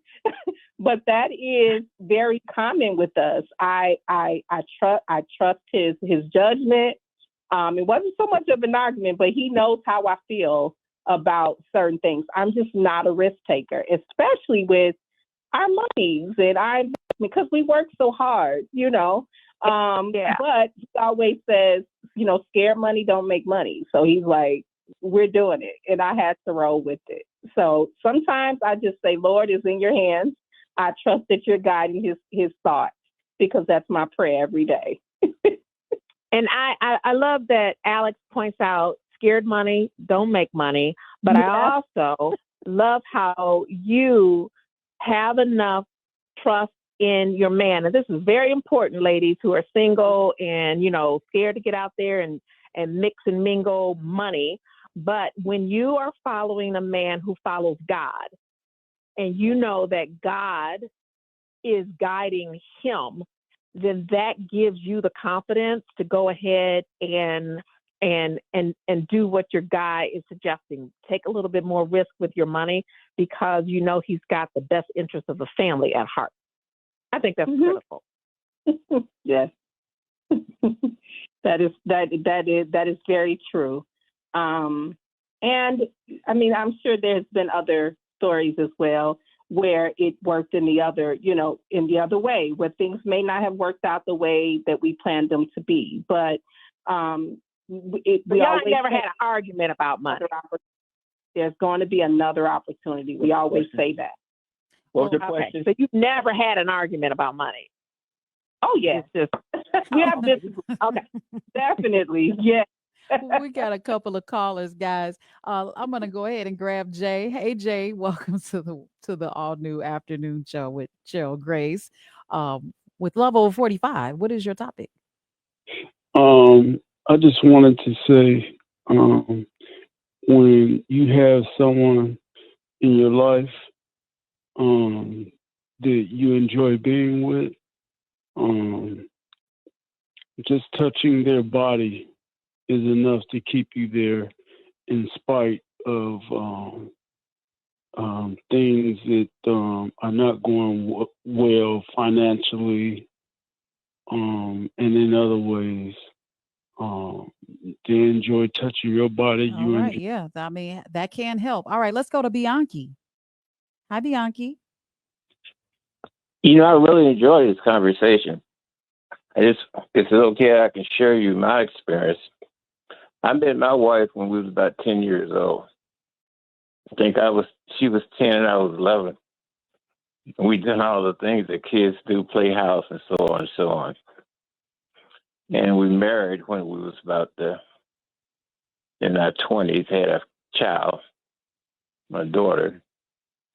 But she passed away in 2008. Sorry to hear that. And I'm still married to her because we never divorced. But the couple there, I would just like to give them my opinion, and they can take it for what they want. Whenever you leave your other partner, make sure you hug them. Please. Because if it's one thing that I wish I could do, and that's hug my wife one more time. Amen. Amen. Beautiful. Ooh, yeah. That's a way to just take us to the end of the hour here. So my goodness. Cheryl, our guest, Alex, Passion. Passion, can I just call you Pashoon? Because I messed up. No. I get different versions of my name, so I just answer to it now. I don't even correct people. Only because you asked is the only reason why I said Passion. Otherwise, I just rolled with it. I won't do you like that. Well, I tell you what, thank you so much for being on the show and talking about your journey and being so transparent with your relationship and inspiring others. Cheryl Grace, why don't you take us home? I just want to say thank you to Passion and Alex for joining us today and being, like you said, transparent, LaDonna. LaDonna, I think you are totally nailing it, and I'm so glad that you are passionate about relationships over 45, and we want everybody to come back next week. That's right. And we're going to have another hot topic to talk about. We sure will. My goodness. All right, guys. Well, you know what time it is. It's time for news, traffic, and weather. And, we'll be right back right here on WVON. Don't go nowhere. Welcome back to WVON 1690. Well, you've always been on WVON 1690, but welcome back to the Wake Up. I was going to say the Wake Up Show. That's on Saturdays, guys. You can check me out from 9 to 10, but this is the afternoon show for real, for real. All right, Atiba's out today, and we had some really good conversations, I believe, especially about, is marriage the pathway, or does it make the pathway easier when you are married to wealth? And let me just make sure I'm saying that so that it sounds correct. Is it easier to reach wealth when you're married versus trying to get there on your own? I remember when I was in my 20s, early 20s, and I said, by the time I'm 30, I'm going to be a millionaire. I had so much confidence in myself. I didn't need that validation we talked about earlier. I just knew it was going to happen. And it did not. It did not happen. And that's because my plan was whack. And I think if I would have had that partner, because wealth is, or should I say, your wealth is not in your bank account. It's probably within your partner. So that's something to think about. Guys, hit those phone lines 773-591-1690. And those of you on the chat, we're actually showing the chats live, the comments. You can see them live on the live. They're scrolling up as you put them in or put them down. We're picking up what you're putting down. And just earlier, we were talking about validation. I think when it comes to being wealthy versus being rich, rich is very short lived. Wealth, it lives generation after generation. But that validation piece, I think if you know you can do it, you can do it a lot better. And having that partner that's kind of like your hype man or your helpmate, someone who is married to you. Think about it like this. If you're not married to someone, you might have some insecurities. You might feel like one day they can just up and decide they no longer want to be in your life or want you in their lives or life, and they can just leave. Now, true, that can happen in a marriage, but it's less likely. It should be less likely, right? It's unfortunate that you may feel those insecurities, and those insecurities can get in the way of your focus, your wealth, your goals, your objectives, because you're too busy worrying about the wrong thing. But when someone asks you, because I've been married, I was married for 12 years. I remember getting to year 5, but when someone asked you to marry them, I still have the video. I'm a shy person. Don't say no, you're not, because I am. I know how I feel. But when that question came up, I couldn't even, the way I said yes was so weird. Like, I mean, the family had to say, LaDonna, what was your answer? And I was like, oh, I said yes. And at that point, I felt so tight, so solid with that person. I felt like we could do anything together. I had a checklist. I knew that we could conquer the world. I knew we were going to conquer the world because we're going to do it together. We're like in a sack race. You got your right foot is in, their left foot is in, and you're walking and running in sync, and you're going to get to that finish line and turn around and do it all over again. I know that feeling. I know that feeling of waking up wondering, what can we do next? We, us, and ours sound so much stronger and better than me, I. But I was raised to be independent. I was not raised to be a wife. I was not raised to know how to hold up and fold up. I knew the song. Okay. But I wasn't raised to be a wife. It was like, look, you don't need a man. You can't depend on a man. I heard all the negativity about what men can do as far as leaving mama's baby, daddy's maybe, all of those things. That's what I grew up listening to. I didn't have many examples of successful marriages, with the exception of my great aunt and my great grandparents. That was it. My mother and father split when I was 6 years old. I wrote a poem about it. I won't go into it, but the poem is pretty fire. And I'll never forget seeing the back of my dad's head leave. It's like I knew he was going to go. And I knew my mother was going to take him there, and she did. Those tall speakers, they were taller than me, were at the front door. And I knew they were going to go out the door, and they did. And when I saw my father leave, that was my biggest fear, watching him leave. But one thing that my father said to me, one of the reasons why they had a problem in their relationship, my mom and dad, was because of money.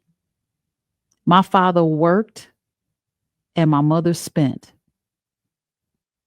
And my father said the quickest he can put it in the drawer, she was taking it out. They didn't have bank accounts back then. Okay.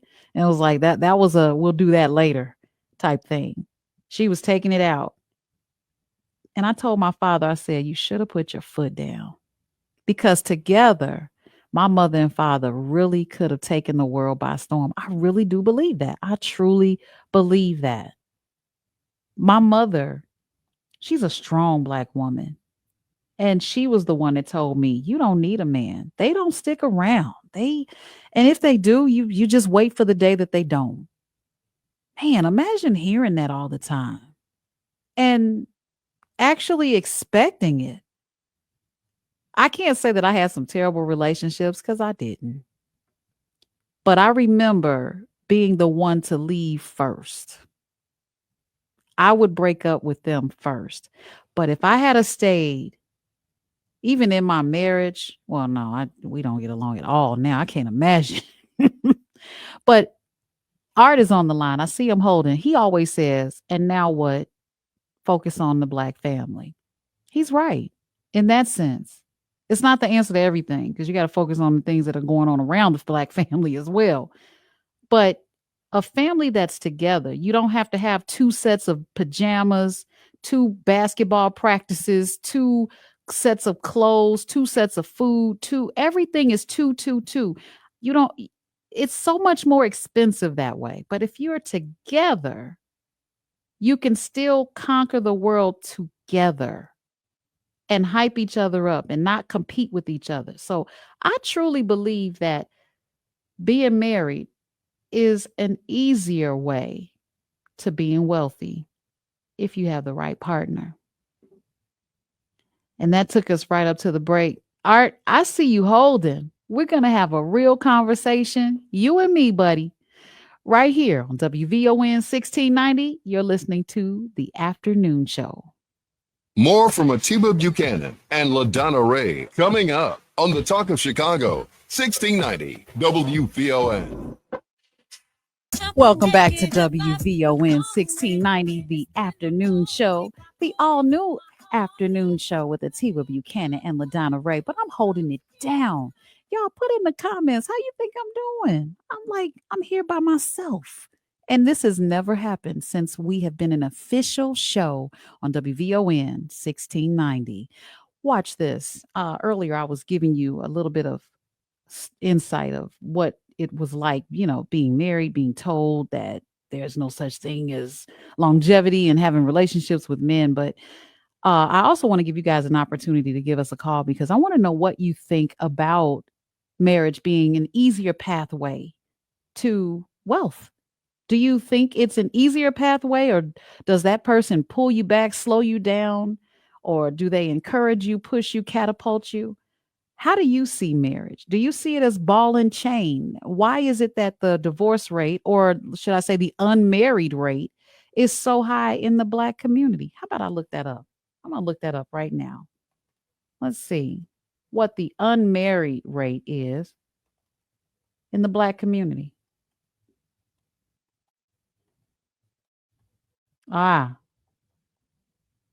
And see, I always look at, okay, is that divorced plus never been married? So here we go.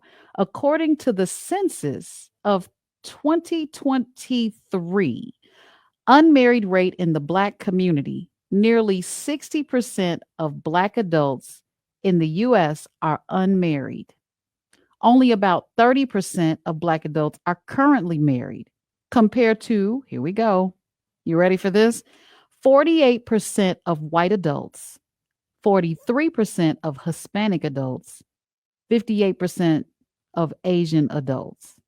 That's according to Pew Research Center from 2021 to 2023. And here's some more information. Among Black women aged 25 to 54, that's you, more than 60% have never been married. So they're not even divorced. They've just never been married. For Black men, the never married rate is slightly lower, but still significantly higher than other racial groups. Yeah, that's even Brandon, Mr. Finance, is married. He's on VON. He's talking about wealth, how to get there. He's been there. He's there. He's married. So I don't know what we're scared of. I'm gonna go to these phone lines. Right after. Let me. I got a couple of comments I saw. Someone said, "Is the Love Over 45 show?" Here, let me put it up so you can see it. Hello, I was wondering if this is 8 New York City, NYC. Yaraj, look, you know who you are. It says, hello. I was wondering if it will always be Love Over 45 every Thursday. He said, I like love on Thursdays. Yes, it will always be Love Over 35 on over 45 rather on Thursdays. I'm excited about it. It makes sense to me because there's so many of us that are over 45. I almost said so many of y'all, but I'm gonna go ahead and let you in a little bit. All right, let's get to these phone lines, guys. Hey, Art. Hey, what's going on, young lady? How are you? Doing swell-tastic. How are you, sir? I cannot complain. But let me start with the part that you started with. When it comes to Black women, most of you all, not all, but most, you all doom your marriage or your relationship before it starts because someone already told you you better have something sitting to the side. So when you get into a relationship, your mom, some sisters say, hey, you better make sure you got some money to the side. You better do this and sit it to the side. So you already set up your relationship or your marriage for failure. So unconsciously, you feed into it and don't even realize it. Most women. So when you come in and say, I'm that super strong Black woman and this and that and that, your mind is already set that this is going to fail. So I'm going to be an antagonistic. I'm going to be opposition to everything because they already say it's going to fail, and I'm prepared for failure. And someone didn't tell you that you would not be prepared to be lonely. They didn't tell you that, or unhappy, because money doesn't bring happiness. But when you spoke to me and asked about family, and family doesn't solve all problems, I'm sharing with you as a man, it does. You just looking at it from a narrow perspective. Any man mentally, morally, physically, socially, politically, economically, and spiritually has to weigh himself from a 0 to a 10. He should be a 7 in all of it. That's how he can know that he can be the head of his family and he can govern his family. Most women don't want to submit. And I'm not talking about submit to a man that's not handling his business, ain't got a job. That should be a man you should have never chose. So if you submit or choose a man that's not handling his business, that's something on you. But if you get a man that's handling his business, then it's your responsibility to submit to that as long as it's in truth and righteousness. And most women do not want to submit to that. They don't want to do that. So most women are opposed to that. So that's why you get this argument over what you and your husband went through from a certain perspective. I mean, because if he's the leader, then he's the leader. If he's leading truth and righteousness, he's leading the truth and righteousness. Now you either going to follow or you're not. And most women, not all, but most, don't want to submit. So their relationship or marriage is doomed from the get-go because someone already told them that you better have something on the side. How are you submitting to somebody or you believe in something and you putting something to the side? That's already saying, I think it's going to fail. Well, Art, normally I would interrupt, but I was like, let him finish. I did not say that focusing on the Black family is not the answer, however you framed it. I said focusing on the Black family is not the answer to everything. We talk about a lot of things. That was my statement. The reason why I said that is not to say don't focus on the Black family. I focus the heck out of my Black family. But there are other things that I have to take care of independently. That's all I'm saying. I'm not saying that you're wrong. I'm saying, but you're saying that I was narrow-minded. No, I don't want to take that. I can't take that line down, Art. No, but you're gonna have to. Why? I'm gonna tell you because that wasn't what I was saying, though. Okay, but let me share with you how it is implied. Are you saying that focusing on the black family doesn't imply everything that goes on in your life? There's nothing in my family life or your family life that does not apply. Politics, food, health, insurance, everything applies to the family. So when I say that, but from your I'm encompassing everything. Right. From your perspective, yes, from your perspective. But from my perspective, there are times when I cannot solely focus on the black family at the time that I need to focus on, I don't know, over policing. You know what I'm saying? There's times when I have to, but hold on. But I know that you can make it. I know you can make it relevant. I know you can. But as a single mother, there are times when I have to kind of put my family to the side to get some other things together so that I can be a stronger mother. And that's why I said what I said from my perspective. So I don't think you're wrong, but I don't think I'm wrong either. You see what I'm saying? So I would never say that you were narrow-minded because you made a broad statement about everything having to do with focus on the black family. I think it's obvious that if the family was focused on, that we wouldn't even be in the situation we're in. I get that. But there are times and situations where that is not the answer. That's all I'm saying. All right. So this is where I'm going to share with you where you have to submit. Now, listen, this is going to be hard for you. Well, you're going to have to hold that till we go to break. Can you hold on for a second? All right. Guys, we're going to news, traffic, and weather. Art, don't you go nowhere. Are we still talking, bruh? We'll be right back after news, traffic, and weather right here on WVON 1690. And we're back. We are back. That's right. The afternoon show with Atiba Buchanan and LaDonna Raeh. Atiba will be back Monday. Don't worry. Somebody said they had him held captive. They were trying to be funny. It was cool. He's cool. You guys got the phone lines lit up, and you can light them up some more because we have until, we have a few more minutes till 6 o'clock. 591, or should I say 773-591-1690. Art and I left off talking about, and now what? Focus on the black family.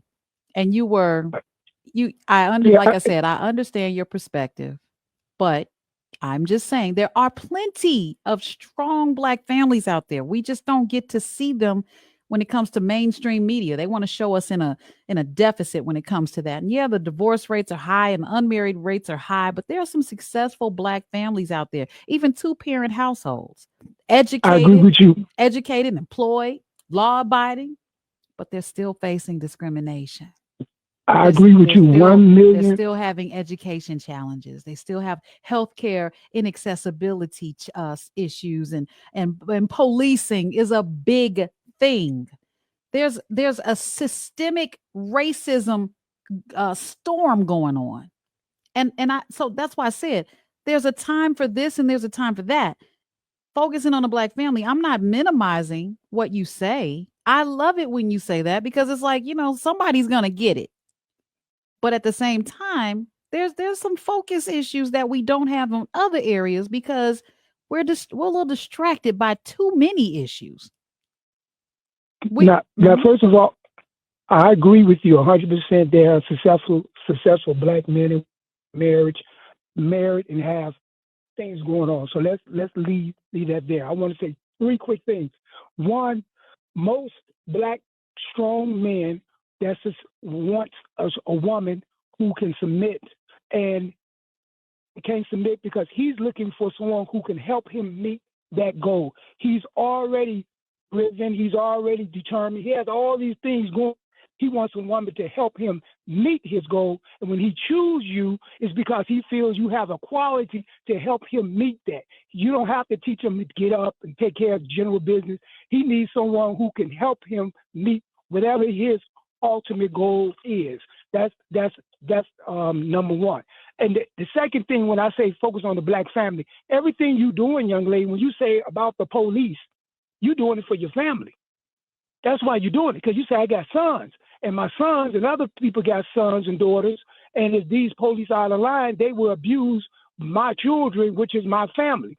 So when I say that, if you really think about it, we've been fighting the police battle since slavery. How does that work for us?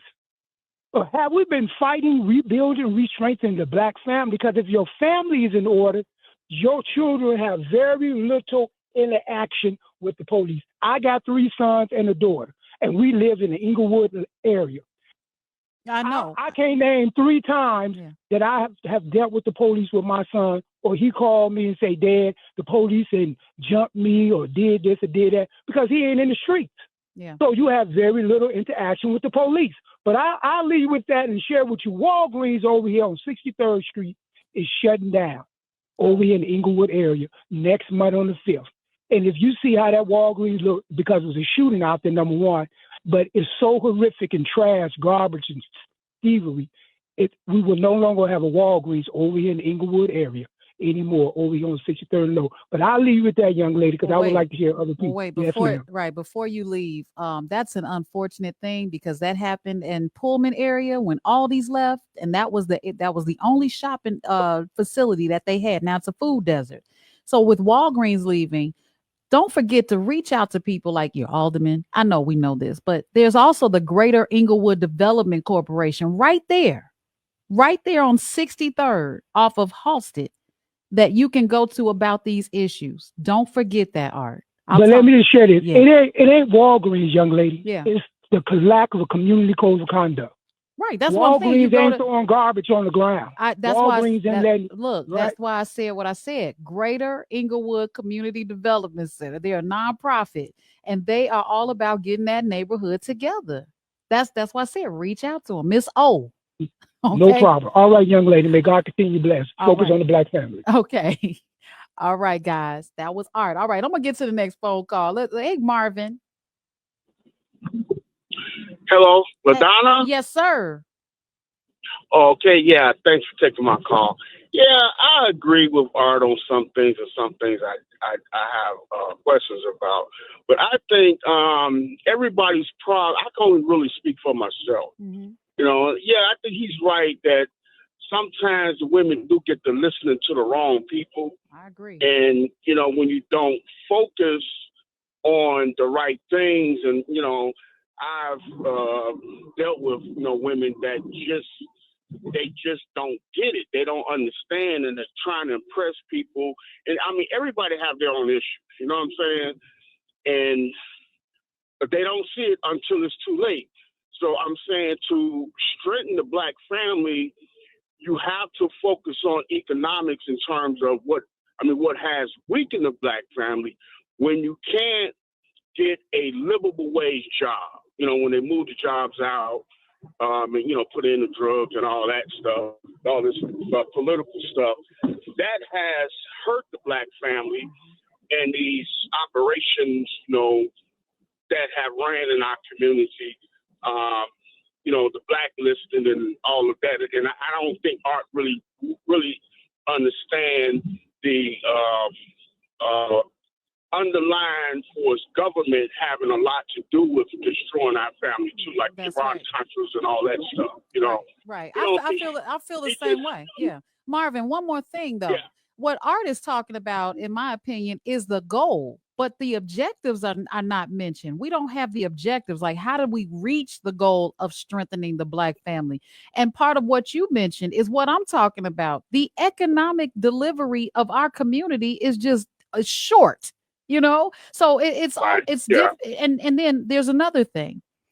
Our families are very dynamic. You have multiple baby mamas, multiple baby daddies, and we speak as if everyone is just coming together for the first time. We never address that. We never talk about how to strengthen the black dynamics of the family, because this is the type of families that we have. Yeah. Yeah, part of the problem is some of us don't understand you have to sacrifice. You cannot live to impress the Joneses. Mm-hmm. I tried to get that due to my female. They looking at what type of clothes you're wearing and what type of car you drive, and you're not saving any money. You're not investing anything. I have to invest. First of all, you got to educate yourself. You got to have a vision and believe in accomplishing something. I'm an entrepreneur, invest in business, and running businesses. But they don't understand you got to crawl before you can walk. That's right. You know, unless you have people that are successful did not get there by themselves. Okay. I mean, artists blessed to have, you know, be able to make money and not be attacked like myself. And here, I don't want to get into a whole lot of detail, but this society is not designed for us to make it anyway. So we have to make the society works for us by get your priorities together, invest the money into just starting in landscaping and lawnmowers and whatever to get started. Oh, good. Don't get me started with the landscaping, because I grew up in a time when Black folks cut their own grass. Yeah.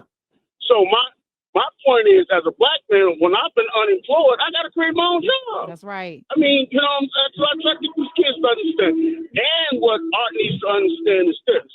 There's no reason why these high schools should shut down the electrician, plumbing, and these union trade jobs, training courses in these high schools.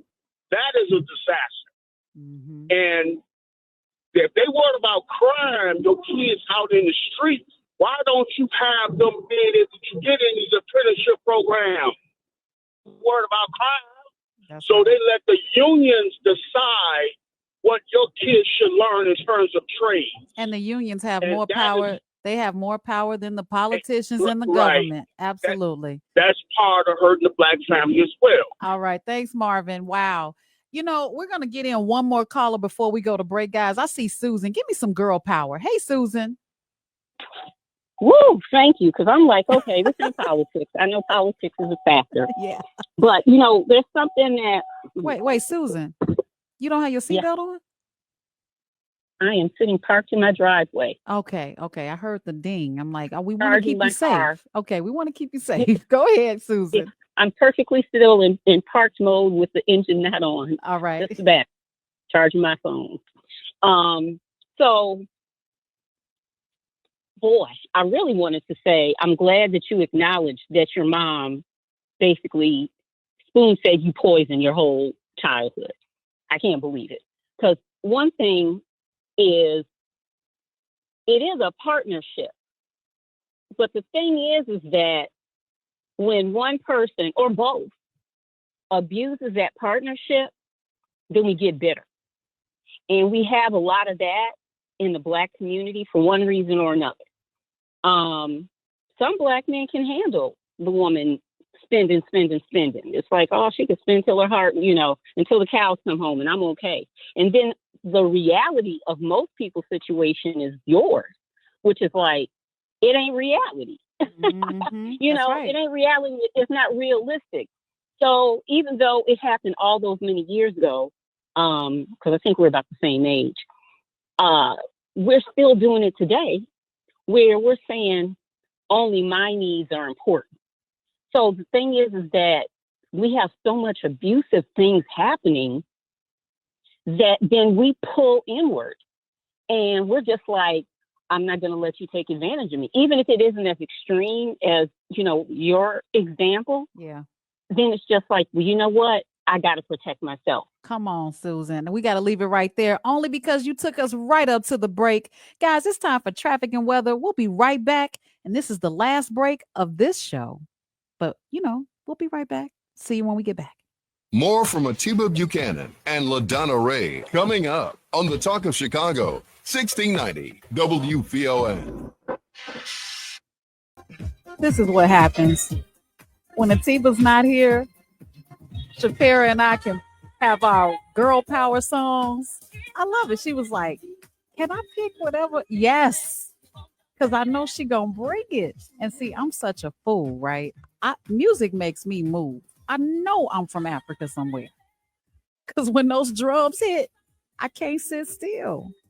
It's just who I am. What can I say? Welcome back to WVON 1690, the afternoon show with Atiba Buchanan and LaDonna Raeh. Atiba will be back Monday, y'all. But watch this. We have had a grandtastic show today. I think, you know, I was hoping that you all would enjoy what we were talking about, especially when we launched Love Over 45, the segment with the relationship coach, Cheryl Grace. And we opened up with this conversation about validation. Like that word is validate. I don't need to be validated. Yeah, you do. I need my parking validated. That's how that started. But just thinking about all the things that our callers have said is something to really take home. This is Thursday, but this is our Friday because we are here Monday through Thursday. But you guys have been gracious enough to make the comments in the chat. Tell us how you really feel. Someone referred back to some songs that are going that remind them best about how a woman should not be sleeping alone. If you want to see it, go to the chat and you'll see it.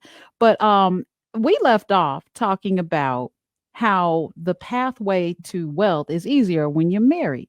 So I'm going to pick up these these other calls that we have because we only have a few more minutes left. Hey, Lorenzo. Hey, LaDonna. Hi. Well, you're doing a good job today. Thank you. Sound good. Yeah, this was a good topic. I'm looking forward to hearing it. The relationship show again. But I want to say this really quick. I do agree that there is a business side to marriage and relationships, and I don't know if people know how to address that within a relationship. The business side of a relationship, the business contract of marriage, the business contract of having a prenuptial agreement to protect each other's assets. I don't think we even understand that, even though there's a business side to the relationship, you can always go back to the business table to negotiate.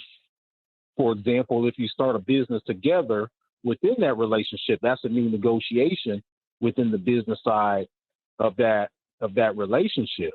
And real quick, and I'll leave with this, I love, hearing what Art even had to say, but I think when we talk about focusing on the Black family, I believe as men, we need to come together and have that discussion on what focusing on the Black family should look like as far as men, because even, with us as men, we have our biological relationships, and then we have, our relationships that we've married into that, the kids or aren't biologically ours. So we have a lot of step parenting that's going on with men and women. We got to look and define what that looks like when we talk about focusing on the Black family, because when you're focusing on even your finances, that's a trickle down effect that's going to help with the Black family, with the success. And I'm going to just kind of leave it at that. All right. Thanks, Lorenzo. All right. We're going to get to Brian. Thanks. Take us home, Brian. Hey, LaDonna. How are you? I'm doing swell-tastic, sir. How are you? Fantastic. Thank you. Great show. I came in with Art there. And definitely. Turn your radio down because I'm hearing an echo. Yes, Just want to make sure. Yes. Okay. I got a new phone here. Most of you all don't know it, but you women are the original slaves. Men make all the rules and all the stuff about how women are to behave and stuff comes from men. Now, you take the gay population, I remember they had the largest income, 2 white men. So income couples, I think, has a lot to do with making money. But on the side of us getting together, we don't know how to treat each other, men and women. That's all gone, and we have no models. I'm a senior, 78 years old, and I've seen it. And I look at these people out here today, they scare me, men and women. The men have no idea, and neither do the women. They didn't learn it from their mamas. It takes education to have a family. We're going to leave it right there. Wow. That was powerful. What a powerful and strengthening comment all at the same time. People, we got work to do. Yes, we need to focus on the Black family. We need to focus on Black media. We need to focus on the Black community. But there are so many things that we need to focus on. And you know what the definition of focus is? You got to take the elephant one bite at a time, y'all. Make up your mind, but decide how you're going to take down the elephant. You can't just focus on it. You got to actually do what needs to be done to get it done. Well, that's it for the afternoon show.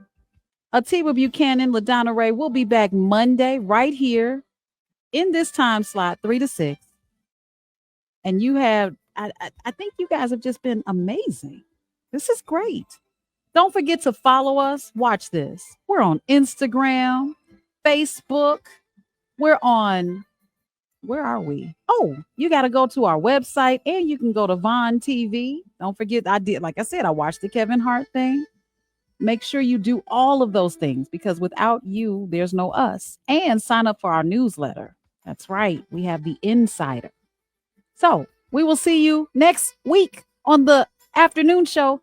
I'll be back here Saturday on the Wake Up Show with the Illinois State Black Chamber of Commerce. That's it. I'm LaDonna Raeh signing off. Bye-bye for now.